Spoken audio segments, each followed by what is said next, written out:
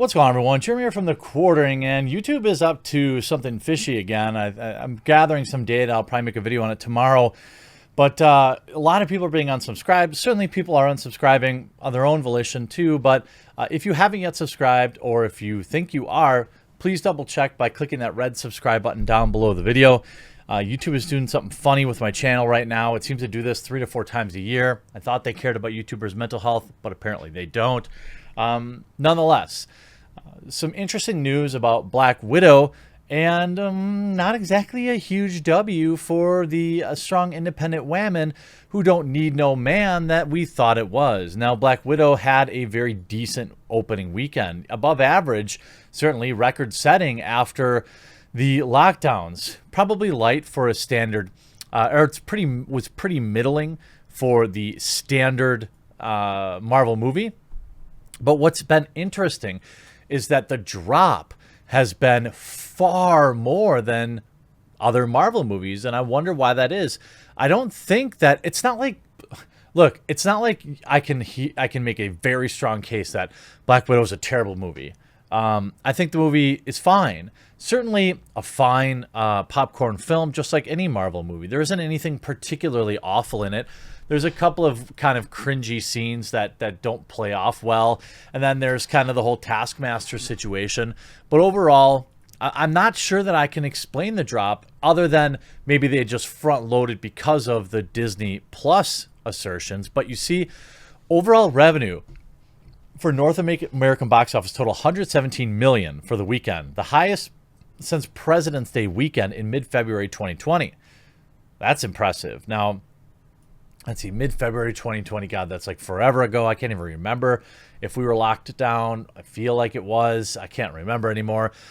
Black Widow opened domestically at $80 million, but the gross dropped on Saturday from Thursday, Friday, way more than usual for a Marvel title. And the question is how much Disney Plus Premier Access was behind that erosion? Meaning, maybe and this is entirely possible. So here's a scenario that might explain it. All the first dayers, the hardcore Marvel fans, went and saw it like they normally would. And then a lot of the normies just rented it. Not even normies, but, you know, I've said often that there is definitely a percentage of people that will never go back to the movie theater again. I understand that. And there's also people that maybe weren't as hyped for this movie that figured we'll just, you know, I'll throw $5 in with 6 of my friends and we'll rent it. That's entirely possible. I think the 200+ million is a very good start for the film. But specifically, as per Deadline, Black Widow Saturday saw a huge 41% drop from its nearly $40 million opening, which included Thursday previews. Disney stock closed up 4% on Monday. The hybrid release was clearly the benefit. What remains to be seen is the impact of future downstream videos. Handler notes that some 2 million households, between 60 and 80 million people, he speculated have already seen the movie at home. Disney plans to release Jungle Cruise July 28th, which is in 2 more weeks, on PVOD 2, for many fear it may continue the model for other tent poles. I'm not sure. This is such a weird thing for me because, you know, as a business, if I'm looking at it from like a business owner's perspective, it makes absolute sense for Disney to continue the double release, because again, if you make, let's say you make $100 million on Disney Plus. Now, I'm somewhat generalizing, but this is pretty close. So if you make $100 million on Disney Plus, $100 million in sales, that's the same as making $200 million in box office numbers, right? So if you lost, so there's a trade-off there of profit maximization, where I think Disney's actively incentivized to get people to pay $30 at home. I think that by and large, this can be a financially better way for large families to see movies. If you're a family, and let's say you're a traditional family, 2 parents, 2 to 3 kids, you know, tickets, I'm going to say $75, $50 to $75 for you to see Black Widow in the theater. You can watch it at home, get the family together, do what I do. I don't know how many of you do this. Let me know in the comment section down below. I actually pick up popcorn from the movie theater. I go to AMC, I get movie theater popcorn, I bring a plastic bag, tie it off, and then take it home. And then we watch movies at home a lot of times because, well, the old lady just really likes movie theater popcorn. And I think you're going to see more and more people doing this. I actually bought my own popcorn maker, but it still doesn't taste as good as the theaters. So that's a pretty massive drop in box office. I'm not sure. A lot of people were saying that the legs for this film were going to be specifically bad. I haven't seen any qualification for that, like why people suddenly would stop paying to rent this movie in the next 2 weeks. I haven't actually seen like an overwhelming negative response to the film either. People have just kind of been ho-hum about it. It exists. It does this thing. It does what it's supposed to. I know Critical Drinker's review was pretty harsh. But most of the criticisms I think that he made were the same criticisms that could be made about almost any Marvel movie. No stakes, bland acting, obvious CGI. There were some hilariously bad CGI moments. But you can see, Black Widow dropped way more than the usual Marvel title. In Deadline's various reports over the weekend, including their latest about AMC stock flopping, which interestingly enough follows Black Widow not doing so well as expected in the theaters, is noted that Black Widow opened domestically at $80 million, but the gross dropped on Saturday from Thursday and Friday were up more than usual. Now the excuses are flying as Deadline continues and questions, as they've been doing all weekend, if the underperformance of Black Widow at the box office is due to the simultaneous release on Disney Plus, which cost subscribers an extra $30. From my vantage point, Black Widow tanking on Saturday has nothing to do with Disney Plus. It's just that fans didn't want to go see the movie as they probably had something else better to do. I only know 2 of my normie friends who went to see it, and none of my, quote, geek friends went to see it as far as I know. I have yet to see it. This is via Cosmic Book News, which, again, is a kind of a rumor site. So, take that with a grain of salt, so to speak. But it does mirror, kind of what I have seen. It's quite possible that Black Widow is an excellent movie, as it does have a 92% audience score, but the critics say it's only 81. And again, according to Deadline, Black Widow audience reactions are an A- cinema score, which is typical. Typical Marvel movies get a solid A. So an A- to an A, it's not that big of a deal. It's further noted that while the audience exits for Black Widow are very good, the site says, but for a Marvel movie, they aren't platinum, which suggests Black Widow is so on par with something like Thor, Captain America, the First Avenger, and Ant-Man. I mean, that's kind of what I expected, though.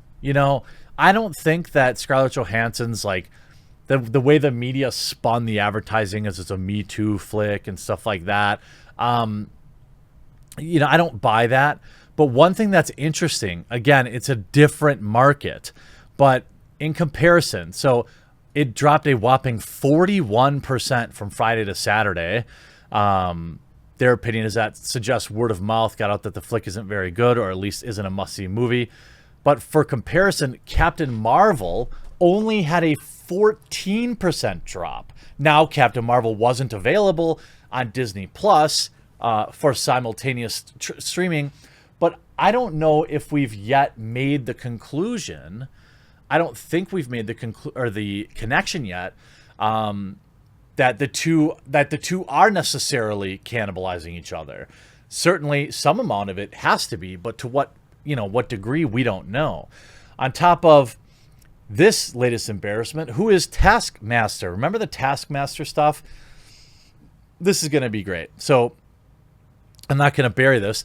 Taskmaster was entirely played by a man in the movie. It looks like they used CGI to place a woman over it. You can see very progressive by Marvel to give 90% of a woman's role to a man, only to insert her own scenes digitally. How embarrassing. She doesn't even fit the suit. He looks like a good Taskmaster. B actress, be hired to be a sweet villain. Nice. Never even get called to appear on set. Stuntman plays all your scenes. Get called before a green screen once for an hour or so. That fits when your total screen time is maybe a minute and you got no dialogue. The rest is just him. I mean, yeah. Before the release of Black Widow, there was a big mystery surrounding who was playing Taskmaster in Scarlett Johansson's long-delayed MCU movie. Marvel fans knew Taskmaster was in the comics, Anthony Tony Masters, who hasn't been in the MCU to date, but there was an expectation that Black Widow would see the MCU deliver another villain twist and a big reveal.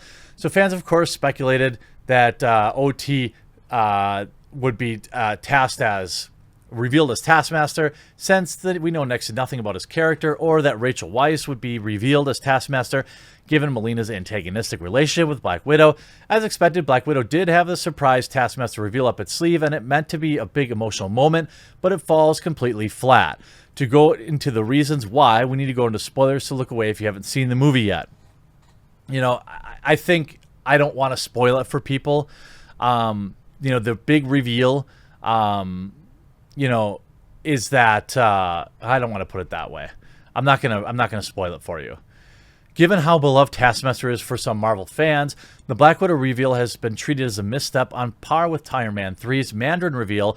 Shang-Chi will introduce the real Mandarin, so there's a chance we could see Taskmaster again in the future in a different form. However, we feel this is a real missed opportunity in with how Black Widow hints at a truly delving into Natasha's past and the red in her ledger, only to end up giving it a surface level treatment before getting distracted by less interesting matters. I think that it's pretty embarrassing for strong independent women everywhere, that they can't play, that she couldn't play the role at all, that it was never conceivable that her small frame was intimidating, even though we live in a world of, like, you know, superpowers and things like that. So you have a man playing this role the entire movie, and then just to score diversity points, you're like, haha, it's actually a woman.